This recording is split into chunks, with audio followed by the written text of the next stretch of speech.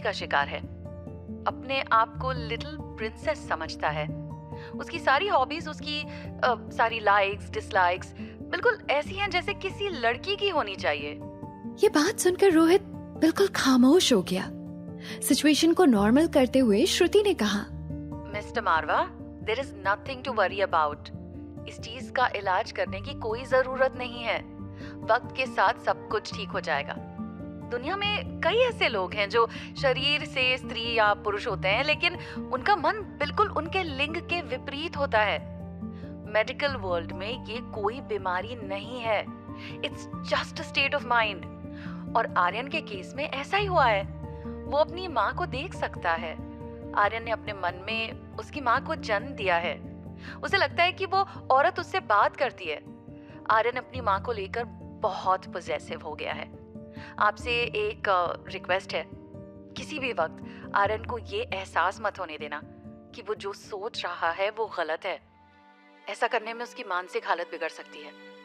ये उसके लिए एक बहुत बड़ा शॉक होगा जब उसे ये पता चलेगा कि वो जिसे सच समझ रहा है वो रियलिटी है ही नहीं।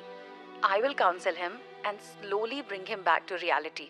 रोहित को अब आर्यन की बहुत फिक्र होने लगी थी, मगर उसने अपने आप को संभालते हुए श्रुति को थैंक्स कहा और फोन काट दिया। रोहित को समझ नहीं आ रहा था कि उसकी परवरिश में कहाँ कोई गलती हो गई।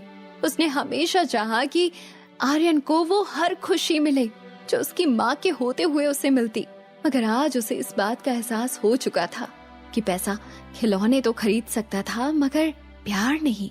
रोहित गहरी सोच में ऑपरेशन हॉल के कॉरिडोर में एक बेंच पर बैठ गया और डॉक्टर अमृता का इंतजार करने लगा। उसके ठीक सामने की बेंच पर प्रीति बैठी थी। प्रीति हाथ जोड़कर मन ही मन भगवान से प्रार्थना कर रही थी। उसे देखकर रोहित को इतना समझ आ गया कि अंदर जो पेशेंट है वो जरूर प्रीति की माँ होगी। Operation theatre. लगभग 3.5 घंटे बीत चुके थे। ऑपरेशन अपने आखिरी स्टेज पर था। सब कुछ स्मूथ चल रहा था। तभी एक नर्स हाथ में ट्रे लिए ऑपरेटिंग टेबल से टकराई। मेटल की ट्रे जमीन पर गिरी। जमीन पर गिरते ही जोर से आवाज हुई। सारे इक्विपमेंट्स जमीन पर गिर गए। उस वक्त अनिका स्टिचेस ले रही थी। अचानक ऐसी आवाज होने के बावजूद अनिका के हाथ जरा भी नहीं हिले। नर्स इक्विपमेंट्स को फिर से ट्रेन में रखते हुए अनिका को सॉरी कहने लगी। इस बार अनिका ने नर्स को डांटते हुए कहा, क्या आपको पता है आपकी ये छोटी सी गलती क्या कर सकती थी? अभी तो मैं स्टिचेस ले रही हूँ। अगर कहीं ट्यूमर निकालते वक्त ऐसा हादसा हुआ होता, शॉक की वजह से उस वक्त मेरा हाथ जरा सा भी हिल गया होता, तो पेशेंट की जान भी जा सकती थी। ऑपरेटिंग रूम में मौजूद सारे जूनियर्स और हेल्पर्स अनिका की डांट सुनकर शर्मिंदा हो गए और उन्हें ये भी पता था कि उनकी ये भूल हॉस्पिटल की रेप्यूटेशन बिगाड़ सकती थी। अनिका ने ज्योति बुआ के सर पर आखिरी 2 स्टिचेस लगाए, फिर घाव को ढकने के लिए सिर पर ड्रेसिंग कर ली। वैसे तो ये काम इतने बड़े सर्जन का नहीं था, मगर अनिका ऑपरेशन खत्म होने तक ज्योति बुआ पर हो रही हर ट्रीटमेंट खुद करना चाहती थी। पट्टी लगाकर अनिका ने हाथ के ग्लव्स निकालकर ट्रे में डाले। अनिका ने अनाउंस कर दिया, ऑपरेशन सक्सेसफुल। रूम में मौजूद सभी ने राहत की सांस ली। उन सबको पता था कि आज ऑपरेशन कितना मुश्किल था और किस तरह डॉक्टर अमृता ने इस ऑपरेशन को अंजाम दिया था। सभी ने अनिका को कांग्रेचुलेट किया। नर्स ज्योति बुआ को वार्ड में शिफ्ट करने के लिए तैयार करने लगी। बाकी के डॉक्टर्स और जूनियर्स ऑपरेशन थिएटर से बाहर निकलने लगे। ऑपरेशन थिएटर का दरवाजा खुलते ही रोहित अपनी बेंच पर से खड़ा हो गया। प्रीति दौड़कर बाहर निकलते डॉक्टर के पास पहुंच गई।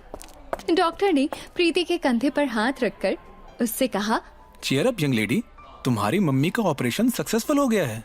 ये सुनते ही प्रीति के सब्र का बांध एकदम से टूट गया और वो फूट फूट कर रोने लगी। सारे लोग प्रीति को आश्वासन देने लगे। जैसे ही अनिका ऑपरेटिंग रूम से बाहर आई, उसने देखा कि सारा रास्ता ब्लॉक था। उसने ये भी देखा कि ठीक भीड़ के उस तरफ रोहित खड़ा डॉक्टर अमृता का इंतजार कर रहा था। अनिका को समझ नहीं आया कि वो क्या करे। उसने रोहित को वहां एक्सपेक्ट नहीं किया था। अंदर वाली नर्स हाथ में ट्रे लेकर बाहर निकली। आगे कोई जगह ना होने की वजह से वो नर्स वहीं रुक गई। अनिका को एक आइडिया आया। उसने जानबूझकर अपना हाथ ट्रे पर मार दिया और ट्रे जमीन पर गिर गई। आगे खड़े लोग थोड़ा हड़बड़ा गए और एक जूनियर डॉक्टर ने नर्स से कहा, आज क्या हो गया है तुम्हें? ये तुम्हारे हाथ में ट्रे टिक क्यों नहीं रही है? बाकी का स्टाफ बेचारी नर्स पर हंसने लगा। सिचुएशन थोड़ी कैओटिक हो गई। मौका देखकर अनिका बगल वाली केबिन में जल्दी से चली गई।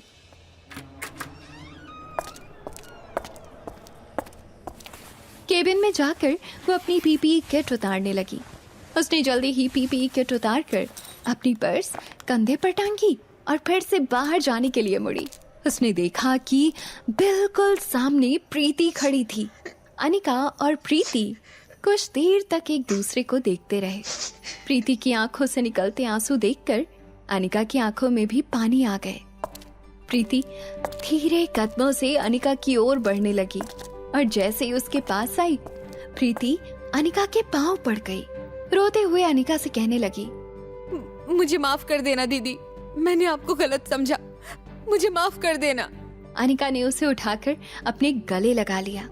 थोड़ी देर होने के बाद जब दोनों शांत हुए तो प्रीति के चेहरे पर बहुत बड़ी स्माइल थी। उसने अनिका से कहा, दीदी मैं तो सोच भी नहीं सकती थी कि आप ही डॉक्टर अमृता हो। अनिका ने ये सुनते ही उसके होठों पर उंगली रखकर उससे कहा, ये बात सिर्फ हम दोनों के बीच ही रहनी चाहिए, समझी? प्रीति का रोना अब हंसी में बदल गया था। प्रीति ने हंसते हुए अनिका को हक किया। अनिका को पीछे से दरवाजा खुलने की आवाज आई। वो मन ही मन प्रार्थना कर रही थी कि बस किसी तरह पीछे रोहित ना हो। तभी उसे रोहित की आवाज सुनाई दी। थैंक गॉड, मैंने तो समझा मैंने आपको मिस कर दिया। बाहर खड़े डॉक्टर्स को जब मैंने पूछा कि डॉक्टर अमृता कहाँ है, तो सब कहने लगे कि शायद वो चली गई। लकीली आप मुझे यहाँ मिल गई। प्रीति और अनिका एक दूसरे को देखने लगे। प्रीति को लगा कि आज रोहित के सामने अनिका का राज खुल जाएगा। अनिका ने मुड़कर रोहित की ओर देखा। सामने अनिका को देखकर रोहित चौंक गया।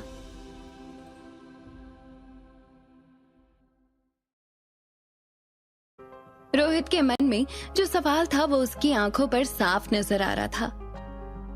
अनिका